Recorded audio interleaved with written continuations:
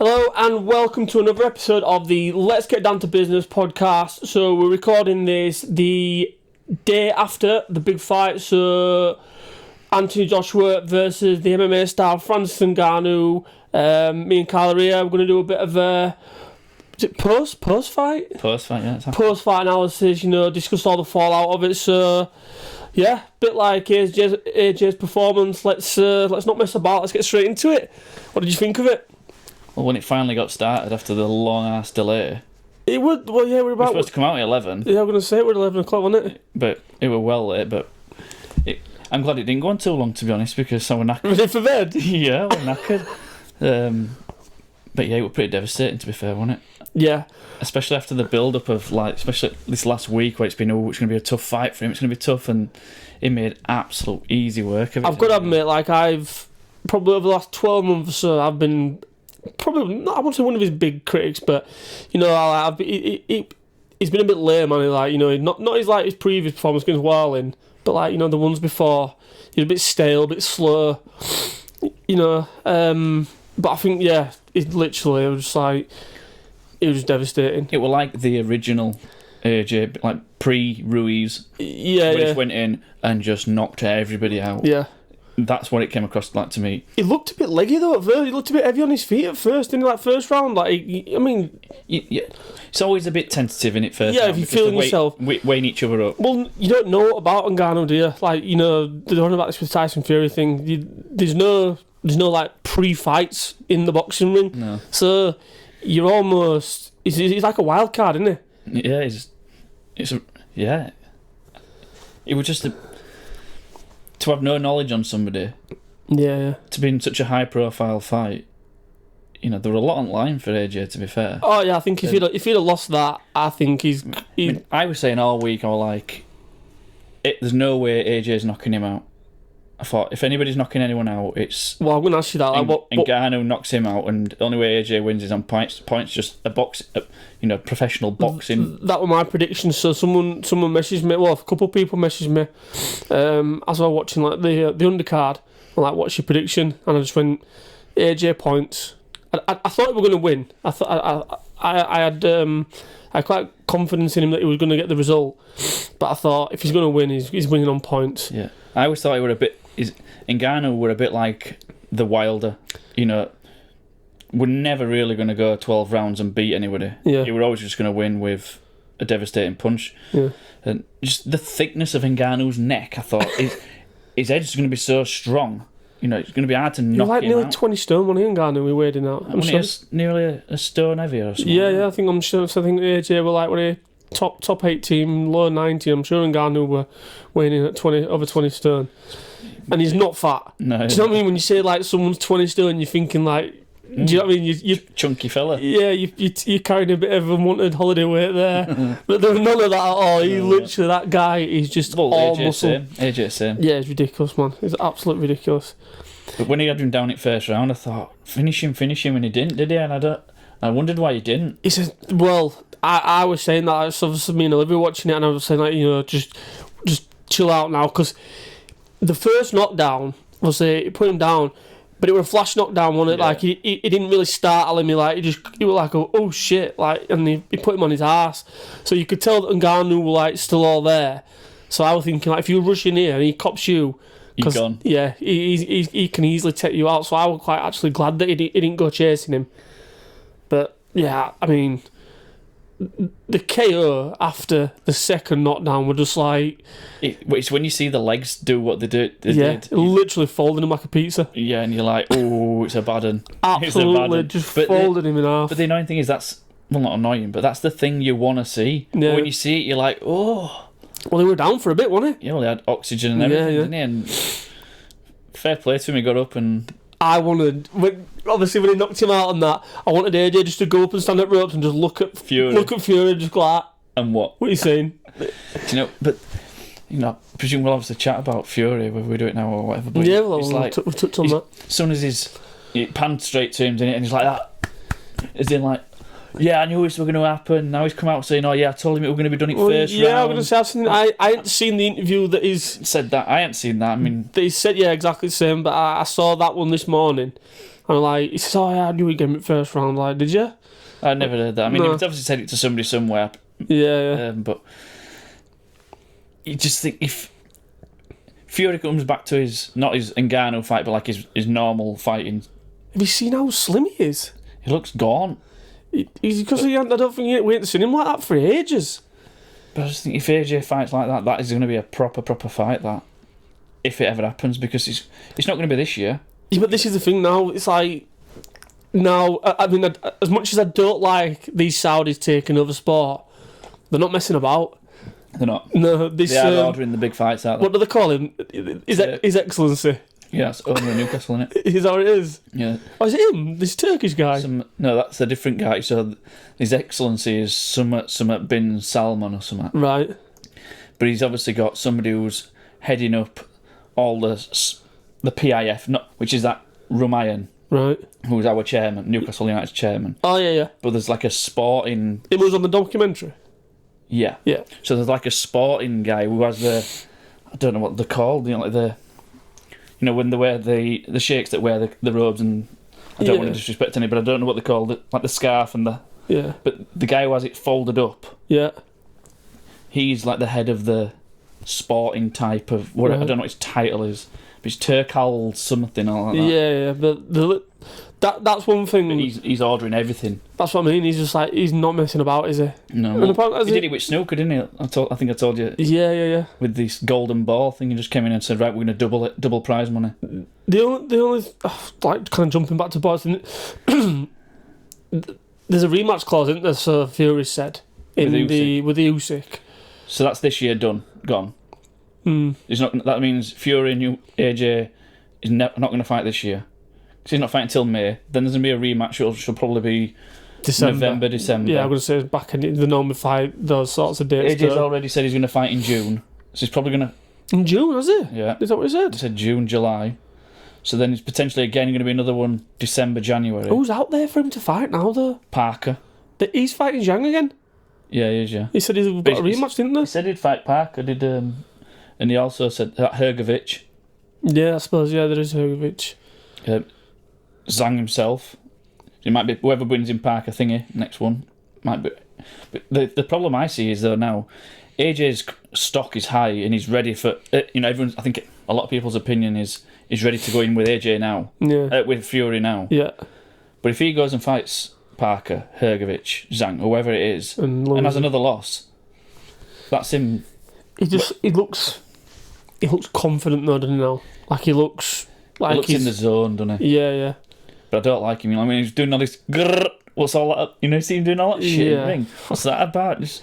When he first goes, it is what it is. What a dick.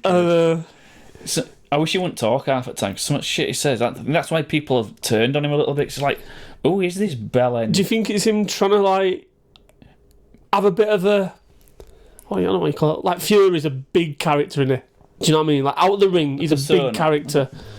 He's got a lot of power and big bravado. He's got big gob. Obviously, he backs it up. Like, don't get me wrong, but like AJ's never been one for kind of using his the trash talk side of stuff. Which he still doesn't, does he? To be fair, it's the way he talks about all the respect, and he tries like fooling you with some bullshit fucking lingo that he comes out with. Well, I just watched F1 and he was on that, and he basically was saying exactly the same thing. It's just like, don't really look at the wins, it's all about the next fight. I'm like, mate, I get that, but, just have a bit of something about you. Like, you've literally just knocked out... Less than 24 hours ago. Pretty much what everyone's calling the baddest man on the planet. Is like, be fucking buzzing. We're all buzzing for you. Be buzzing. Enjoy it for 7 days. Yeah. Like, but I suppose that's part of his thing, and it's like, stay humble, stay hungry and all that. Yeah, but I think that's what turns a lot of people off him. Yeah, there's a bit of lack of personality. Yeah, and he says they're like he's got to try and be a bad man, like a gangster,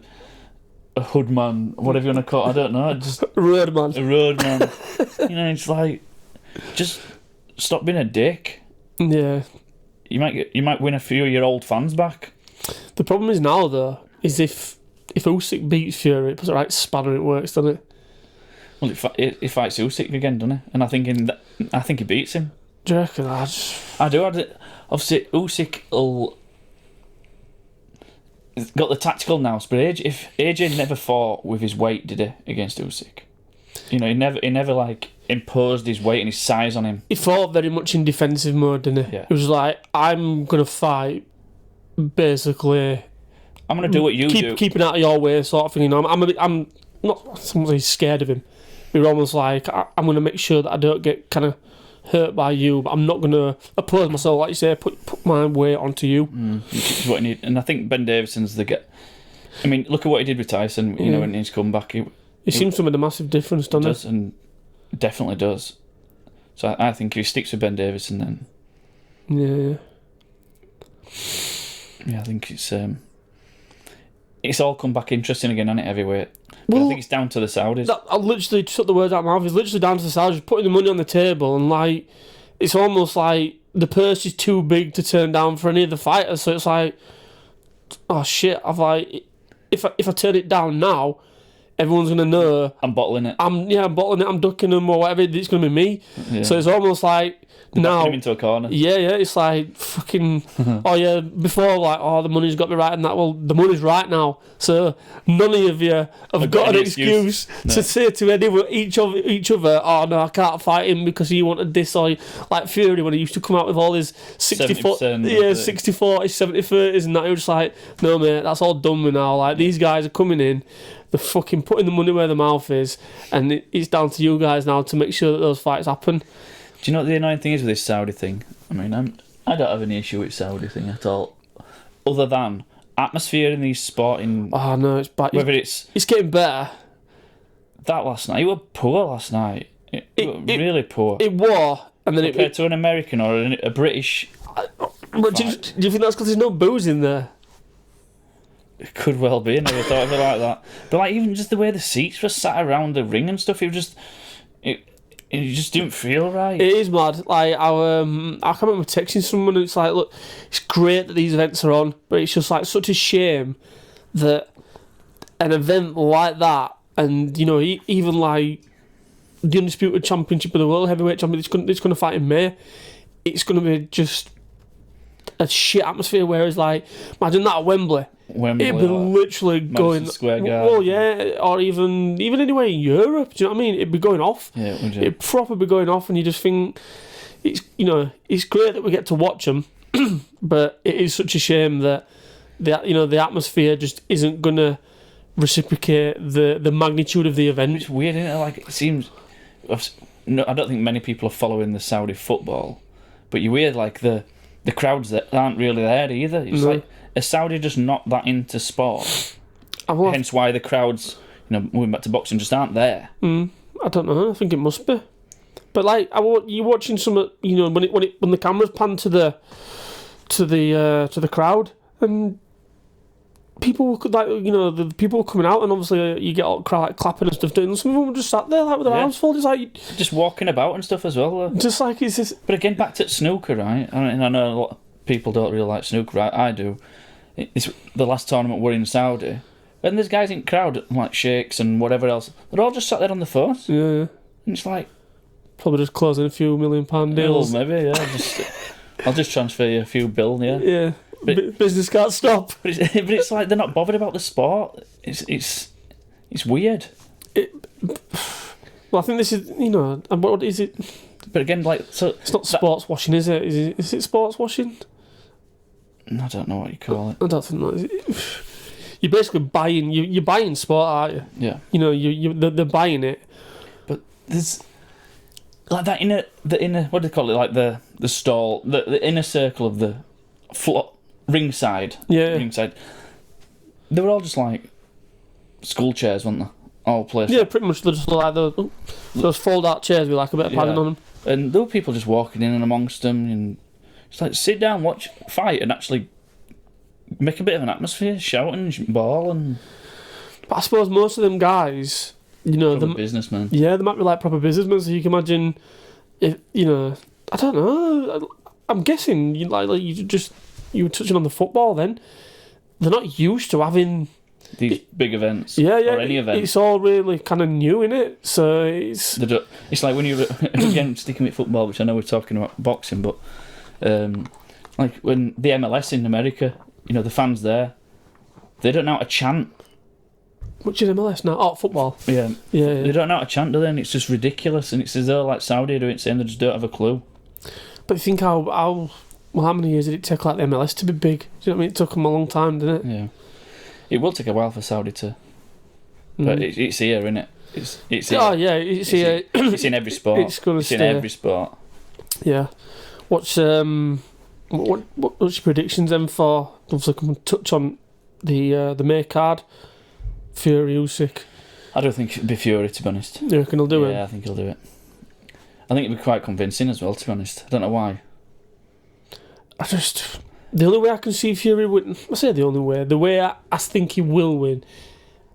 I think he'll just impose his frame on him. Yeah, again, they've got to put the size on him. The guy's a cruiserweight. He's just a big cruiserweight. Small heavyweight. Yeah, but he's such a master technician in there. He's just like a moving target. You just can't... you got to throw a punch there and he's over here. He's just got to lean on him, rough him up. I've just got a feeling, I might hope I'm wrong, but I just think it'll be a bit... it won't live up to the hype. It probably won't. They never do these big deals, do they, in any sporting thing? But if you remember the Dubois Usyk, look how close that fight was. I didn't watch that. I don't know how. Dubois should have won with the low blow. Which yeah, wasn't I've seen the highlights. Dubois is average at best. How did he even get that fight? How did he get that? How did he come out of nowhere? Didn't he? It was just like, why are you fighting for heavyweight championship of the world? Like, he was that good. More than worthy of that fight. Yeah. In like the way the fight went, it didn't look out of place. Whether he brought Usyk down to his level or what, or he stepped up to Usyk. So I just think Fury will have his number. It's like, well, some sort of thing with Fury with Ngannou, wasn't it? Technically, looking at it now, looking at Joshua, Fury should have schooled him. It's embarrassed Fury, I think, that fight last night. Yeah. But do you think Fury just took it as for granted? Well, he evidently did, didn't he? He obviously did. Because, like, don't get me wrong, he won... I wouldn't say we're out of shape for that Ngannou fight, but you look at him now, when he's we're in beginning of March, so he's another 2 months, another 8 weeks away from like the biggest fight of his career, and he looks in better shape now than what he did for the Ngannou fight. Yeah. So it must have took either he took Ngannou for granted, or he's just going that little extra, that bit extra for Usyk. Yeah. But I don't understand this. So I hope you do, and you can explain it to me and everyone else. So once that fight happens, Usyk thingy, then the rematch happens. Yeah. Someone will end up with all the belts. Yeah. Then what? Do they disperse? It's a weird one. I don't fully understand it, but you've got a certain amount of time to defend your mandatories. Yeah, and obviously because is the four organisations? WBO, WEC, WBA, IBF. Oh, yeah. So I think if you don't defend in a certain amount of time, you get stripped. Because don't quote me on this, but didn't Fury get stripped of the IBF pretty soon after he won it against Klitschko? I can't remember. I don't know. But I don't know. For me, I wish they'd just kind of wrap it all up in a neat little bow and just have one. Yeah, I think one major one. I think we spoke about that before. Yeah, but it's not going to happen, is it? No. But I just... Because, like these mandatories, I mean, I don't know what mandatories are for them all, but I know Parker's now mandatory, and is it WBO after that fight? Yeah, apparently so. So he's now got to... Even though he's mandatory, he's still going to have to fight other fights. Yeah. Waiting for Fury and Usyk. Yeah. And he could lose that then. But I think... What did... He looks like a good boxer, Parker. He looks a lot better than what he was years ago when he was a world champion. Fine wine comes to... I mean, don't get me wrong, he's not devastating. Well, look at AJ. He's just a good boxer, and he sticks in there. He's a dangerous guy, Zhang, as well. Like, no one wanted to take that fight, and he stepped up. Plus, I couldn't believe he fought in December 23rd. Did he? Yeah. Do you know what I mean? So that's literally 3 months. But he didn't have a mark on him, did he, Zhang?